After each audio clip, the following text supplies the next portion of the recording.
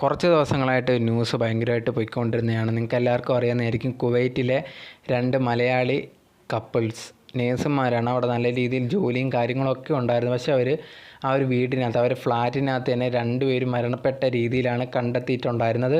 അത് കൊലപ്പെട്ട രീതിയിൽ, അത് മരിച്ച രീതിയിലെന്ന് പറയുമ്പോഴത്തേന് ആരോ കൊന്ന രീതിയിലായിരുന്നു ആദ്യമേ ആ ഒരു നിഗമനത്തിൽ വന്നത്. അവരങ്ങോട്ടും ഇങ്ങോട്ടും, അത് ഭർത്താവ് തന്നെയാണ് ആ ഒരു ഭാര്യയെ കൊന്നതെന്നുള്ളൊരു കാര്യമാണ്.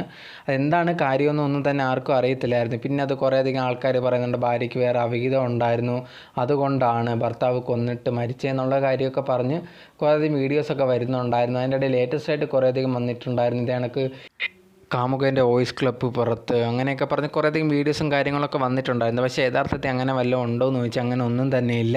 ഇതുവരെ ഒരു തെളിവും കാര്യങ്ങളും ഒന്നും തന്നെ കിട്ടിയിട്ടില്ല.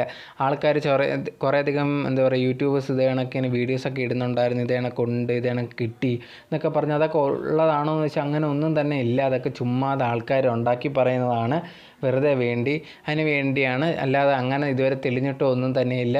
ഇതുവരെ ആ ഒരു ഭർത്താവ് തന്നെയാണ് കൊന്നതെന്നുള്ളൊരു കാര്യം ഏകദേശം ഇത് തന്നെയാണ്. പക്ഷെ അത് എന്താണ് കാരണമെന്ന് ഇതുവരെ മനസ്സിലായിട്ടില്ല.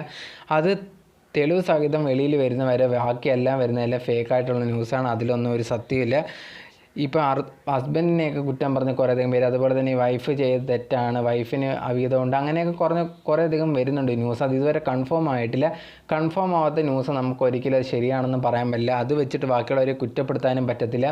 എന്തായാലും ആ ന്യൂസും കാര്യങ്ങളും ഇനി മുമ്പോട്ട് പോകുമ്പോഴേ അതിന് കറക്റ്റായിട്ട് വരത്തുള്ളൂ എന്നുള്ളതാണ് മനസ്സിലാക്കാൻ സാധിക്കുന്നത്. ഇതുവരെ അതിനെപ്പറ്റി ഒരു ഡീറ്റെയിൽസ് എവിടെ ഒന്നും തന്നെ വന്നിട്ടില്ല. അത് അന്വേഷിച്ചുകൊണ്ടിരിക്കുകയാണ്. അന്വേഷണം പൂർത്തിയാകുമ്പോഴത്തേന് എന്താണ് സംഭവിച്ചതെന്നുള്ളത് വെളി വരുന്നതായിരിക്കും.